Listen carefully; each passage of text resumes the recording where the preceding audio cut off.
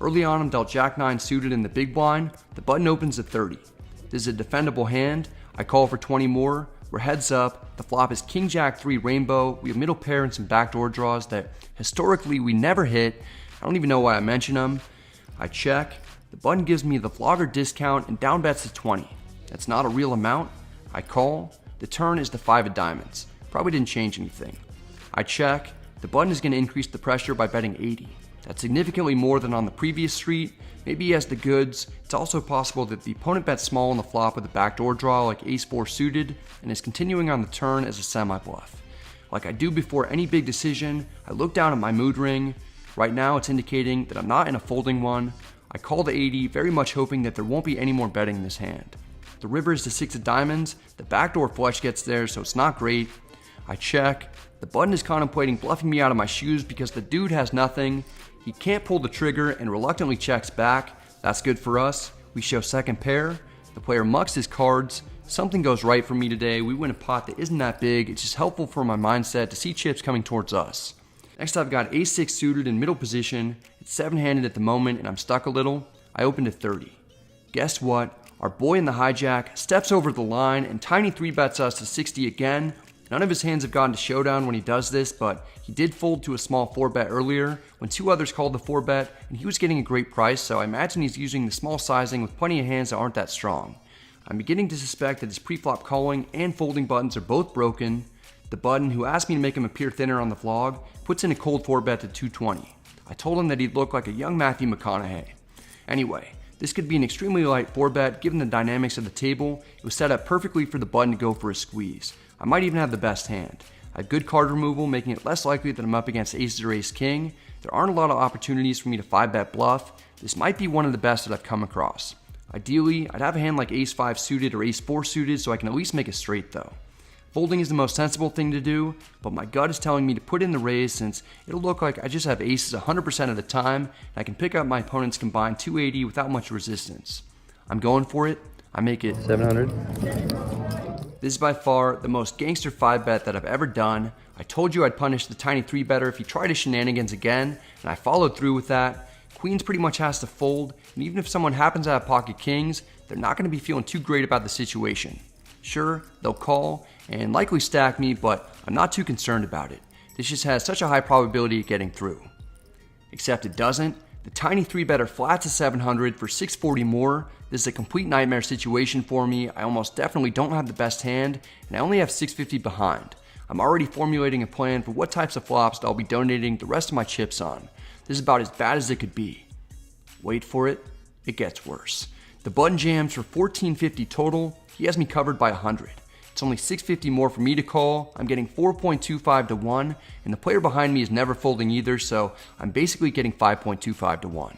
If I'm up against 2 ace-kings, I can theoretically and plausibly have the best chances of winning, which is kind of nuts to think about. I also won't be in bad shape if both players have pocket pairs below aces. If either of these guys has aces, that's when we start running into big trouble. If someone has a hand like kings and the other player has a better ace, I'm also in bad shape. It doesn't really matter that much. The odds just don't allow me to fold. I call and slide in the rest of my chips. The hijack also calls as I expected. We're somehow in a 6-bet, 3-way all-in pot with ace-6 suited. I wish I was anywhere else right now. We're gonna need a lot of help here. This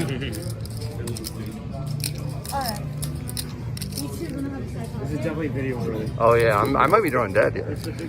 We're playing a $4,000 pot that we're gonna have to get lucky to win. The dealer somehow puts out king 3 deuce with 2 spades. That pumps a ton of life into me. We have a draw to the nuts and a backdoor straight possibility. The turn is black, but it's the 4 of clubs. We don't have a flush, but at least we pick up a straight draw. A red 5 would be a very interesting way to win this. I'll take a spade though. I'll actually take whatever will give me the winner. The dealer puts out the 7 of clubs. We flopped and turned the world, but completely bricked everything. It's especially gross since the black cards on the turn and river only teased us more. My elaborate play doesn't work out. I get punished and lose the maximum. That's exactly what I deserve for trying to get fancy. And also for TPing all those houses in high school. With my Red Rock loss earlier and losing a buy-in here, I'm stuck about 4,000 on the day. The only good thing about this is that I called the all-in, so I at least don't have to show my cards first. No one actually seems all that enthusiastic to reveal what they've got. Show me something. Ace-9. The button was supposed to show first since he's the 6-bet jammer. The tiny 3-better decided to beat him to it. I'm glad that he did because he shows that he 3-bet to 60 with ace-9 of hearts, then called 640 more with it, then called after 2 people were all in for 750 more with it. If somehow ace-9 is the winner, I'm gonna have to pull out a top to spin just so I can be certain beyond a doubt that I'm not in someone else's dream right now. The button shows that ace-high is not gonna be the winner. Jacks.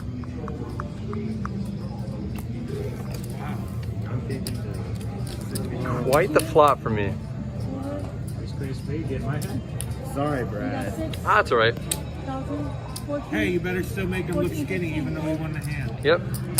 It looks skinny. We're playing great today. This hand is maybe the most bizarre hand that I've ever had on the vlog, at least as far as 3-way all-ins go. I was in terrible shape pre-flop. I was up against 2 of the worst hands that I could be up against for equity purposes, yet if I knew exactly what the other 2 players were holding, I think I probably would have made the same 5-bet expecting to get folds a lot of the time. There are a couple final things to point out. One is that if I'd done this with ace-5 instead of ace-6, we would have made the straight, so having straight possibilities may not seem like a big improvement, but it definitely is important. The second is that if people are willing to get it in with hands like ace-9 or even pocket jacks, it's better to avoid bluffing altogether and just wait for value hands. I mean, somehow I got it in with ace-6 suited. I still don't really know how that happened and I'm embarrassed by it.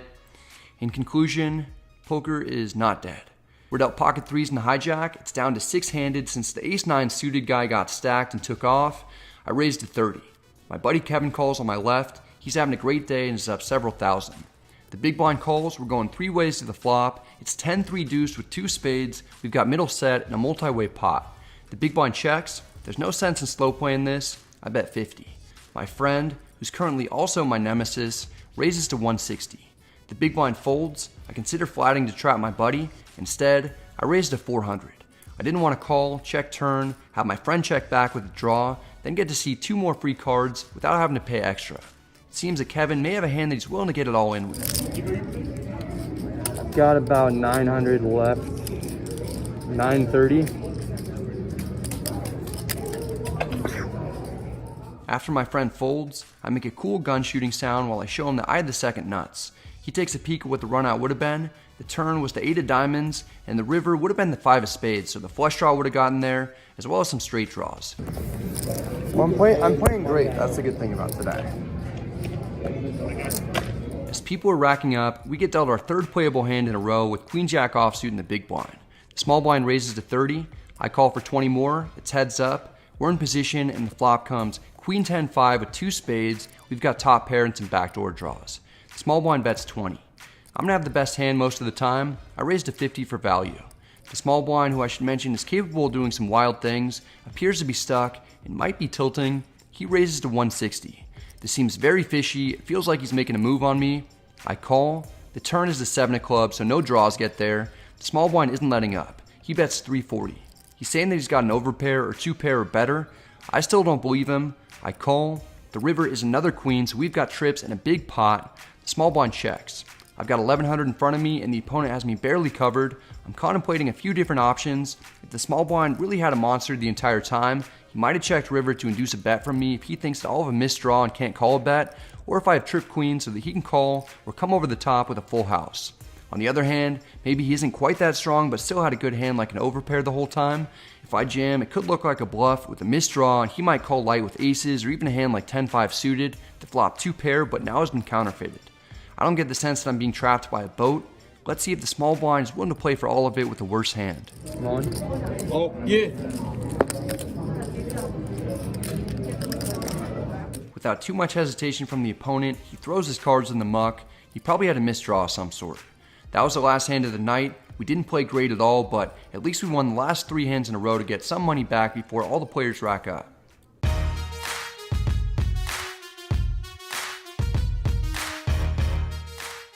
I can't help but think that I would have had a winning session if I hadn't gotten it in with ace-6 suited. The winner of that hand is a vlog watcher and actually comes over to apologize for it, which he absolutely didn't have to do. Oh, that's right. Got me with jiggities. Nice hand, dude. Jiggities, man.